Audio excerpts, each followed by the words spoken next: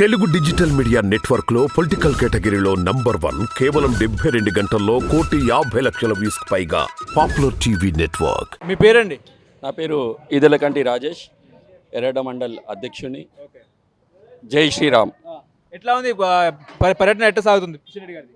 చాలా అద్భుతంగా ఈనాడు మన ఎర్రగడ్డలో శాస్త్రీనగర్ నుంచి మొదలవుతూ అలా మన ప్రేమ్ నగర్, నటరాజ్ నగర్ ఇవన్నీ తిరుగుతూ ఇక్కడికి బొరబండకు వచ్చాము. ఈనాడు మన కిషన్ అన్న గారు చేసిన పదయాత్రలో ప్రజలకు ఒకటే సందేశం, మరొకసారి మోడీ సర్కార్ ఫిర్ ఏక్ బార్ 400 బార్. ఈసారి కిషన్ రెడ్డి గెలుస్తారా?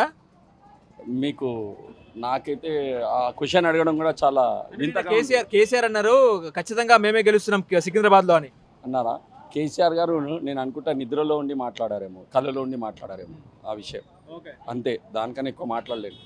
మొన్ననే అయినా గత ఎలక్షన్స్లో కేసీఆర్ చేసిన ఏదైతే పొంతనాలు అవి ఉన్నాయో దానివల్ల మనం చూసాము ఎవరు వచ్చారు ఏం సంగతి. కేసీఆర్కి ప్రజలు ఏం చెప్పారో, ప్రజలు ఏం జవాబు ఇచ్చారో మీకు స్పష్టంగా తెలుసు. ఇక మాకు తెలిసిన మట్టుకి ఈ సికింద్రాబాద్ పార్లమెంట్లో ఎవరు పోటీ లేరు. బీజేపీకి ఎందుకు ఓటేయాలి? అసలు బీజేపీకి ఎందుకు ఓటేయాలి? అది అద్భుతమైన క్వశ్చన్ అనిపిస్తుంది. విచిత్రమైన క్వశ్చన్. గత 10 ఏళ్లలో మోదీ గారు నిరంతరం దేశం గురించి, దేశ అభివృద్ధి గురించి, దేశం ఇక్కడ 2014లో మనం కాంగ్రెస్ పరిపాలనలో ఏముండే దేశం 2024కి వచ్చారు ఏ స్థాయికి చేరిందో మీ అందరు తెలుస్తుంది. ఇప్పుడు గత 10 సంవత్సరాల్లో మన భారతదేశంలో ఏ ఒక్క సంఘటన జరగలేదు. అడపా తడపా 1-2 జరిగినాయి.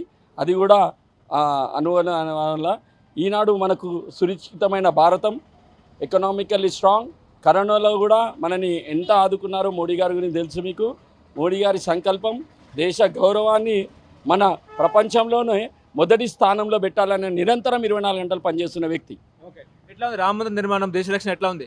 రామ మందిరం నిర్మాణం మా యొక్క 500 ఏళ్ళ ఒక అద్భుతమైన కళ, అది నెరవేర్చారు. అయినా సబ్కా సాత్ సబ్కా వికాస్ అనే ఉద్దేశంతోనే ఉన్నారు. మందిరం అనేది ఒక మతానికి కాదు, మన దేశ గౌరవం. అది మన మాట్లాడితే దేవుడు రాముడు, రాముడు దేవుడు అని చెప్తున్నాడుగా.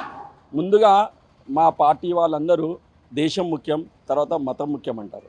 దేశాన్ని చక్కదిద్దాకనే మనం 2014 నుంచి 2009 మొన్నటి వరకు దేశం గురించి చేసి దేశ అభివృద్ధి చెందింది కాబట్టి, తర్వాత మన రామ మందిరం కళ కాబట్టి, దాన్ని ప్రజలు కోరుతున్నారు కాబట్టి మత సామాన్యుని ఇటు హిందువులైనా ముస్లింని ఒప్పించి కోర్టు నుంచి ఆర్డర్ తెచ్చుకొని మన జస్టిస్ని మనం మర్యాదపూర్వకంగా ఉంచుకొని అందరినీ సమ్మతం తీసుకొని ఆ మందిరం కట్టాం మేము.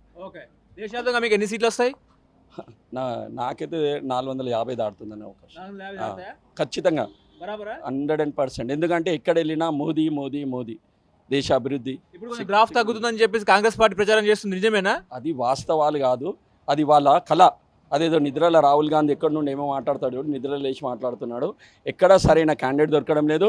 ప్రస్తుతం దేశంలో ఉన్న ప్రతి ఒక్క పెద్ద లీడర్ నేను ఓడిపోతాను భయానికి, ఆయన వారసత్వాన్ని నిలవడానికే వాళ్ళ కొడుకులని కోడళ్ళని ఎక్స్పోజ్ చేయడానికే వాళ్ళు తప్పుకొని వాళ్ళ ఇంట్లో వాళ్ళకి ఇస్తున్నారు.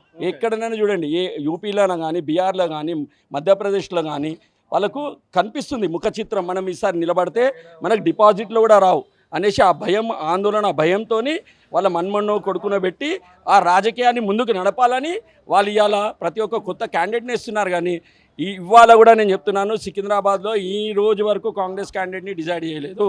నాగేంద్ర అంటున్నారు కానీ ఆయన నిద్రమబ్బులోనే ఉన్నాడు. చెప్పండి ఎంత మెజార్టీ వస్తుంది కిషన్ రెడ్డికి? ఇక మెజార్టీ అంటే అసలు వాళ్ళు అంచనాలోనే ఉండరు. ఇక మెజార్టీ గురించి ఏం చెప్పాలని మీకు ఉంచుకోవాలి. చెప్తాను. మెజారిటీ అంటున్నారు కదా మీరు, కిషన్ రెడ్డి గారికి 4 లక్షల మెజారిటీ పైన ఇస్తాం. సికింద్రాబాద్ నుంచి 4 లక్షల పైన. ఎందుకు మెజారిటీ ఎందుకు వేయాలి? ఎందుకు ఓటేయాలి? ఎందుకు ఓటేయాలని అంటే, కిషన్ రెడ్డి గారు గెలిచిన తర్వాత ఇవాళ సికింద్రాబాదు రైల్వే స్టేషన్ రూపురేఖలు మార్చేసిండు. అదొకటి. రెండవది, ఇవాళ మన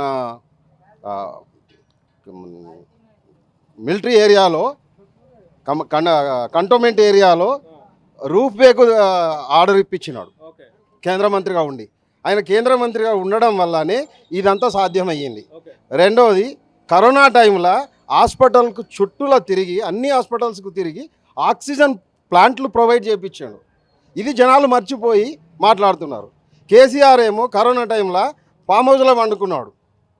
ఇంకోటి కేసీఆర్ మాటలకి ఒక సామెత ఉంది తెలుగులో రఫ్గా, మాటకు మతి లేదు రైకకు గతి లేదు అని అంటారు. ఆ సామెత కేసీఆర్ గారు నిజం చేస్తున్నారు.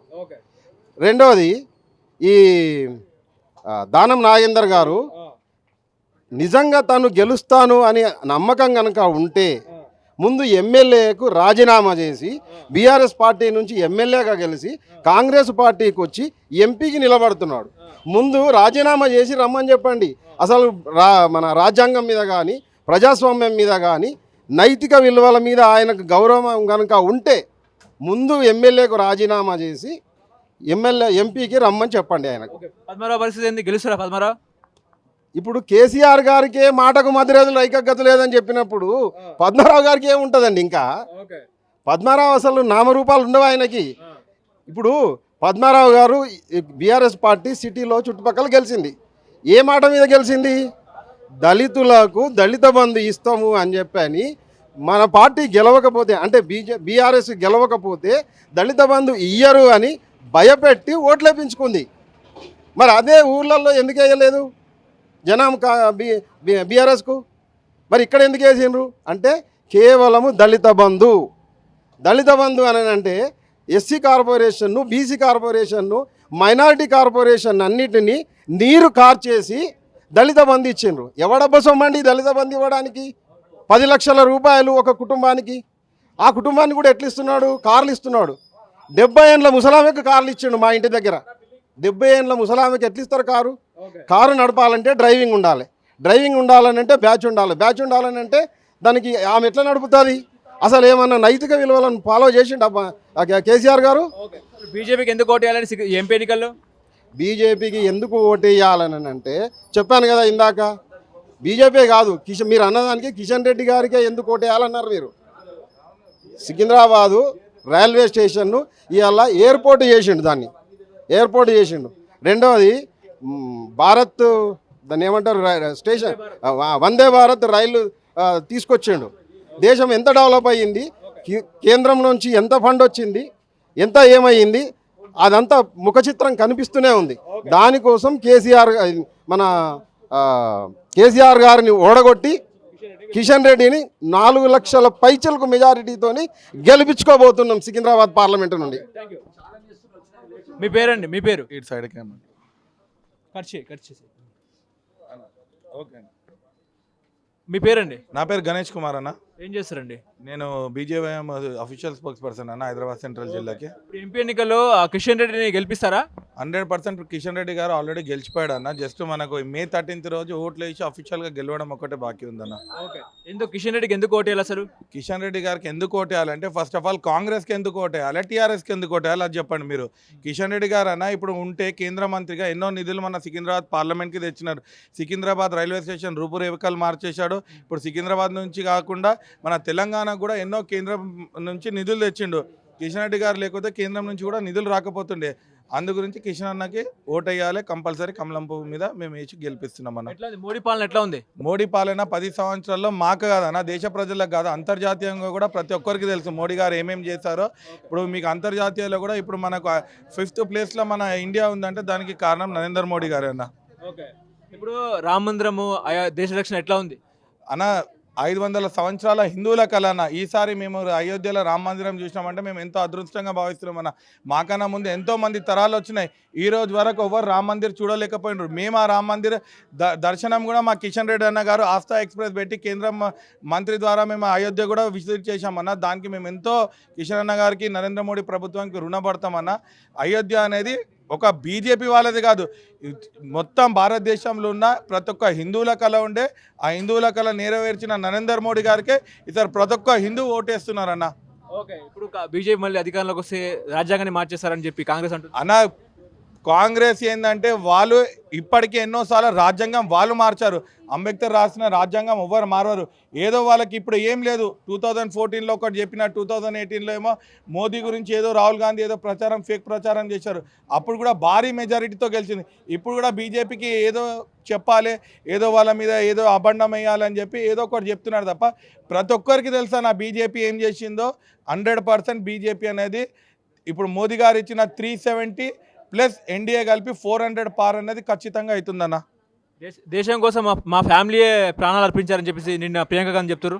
అవును, ప్రియాంక గాంధీ గారు ఏం చెప్పిండ్రు, వాళ్ళ ఫ్యామిలీ ఏడైనా ఇప్పుడు స్వతంత్రంలో పోరాడినా ఏదైనా ఈరోజు నెహ్రూ కానీ గాంధీ కుటుంబం కానీ ఒక్కరైనా చనిపోయినారానా? నిజంగా స్వాతంత్రం గురించి చనిపోయిందంటే భగత్ సింగ్ ఫ్యామిలీ చనిపోయింది, చంద్రశేఖర్ ఆజాద్, మళ్ళీ నేతాజీ సుభాష్ చంద్రబోస్, వీళ్ళు నిజమైన స్వతంత్ర వీరులు. వాళ్ళ ఫ్యామిలీకి నుంచి ఎవరు చనిపోయినారన్న ఈ రోజు వరకు చెప్పండి అన్న మీరు. ఇందిరాగాంధీ, రాజీవ్ గాంధీ ఎలా చనిపోయారంటే వాళ్ళు స్వతంత్రంలో పాల్గొని చనిపోయినారా? వాళ్ళ సొంత రక్షణగా వాళ్ళు బార్డర్లో పోరాడైతే చావాలే కదా అన్న. వాళ్ళు టెర్రరిస్టులకు పెంచి పోషించింది, అదే టెర్రరిస్ట్ చేతిలో వాళ్ళు హతమయ్యారు.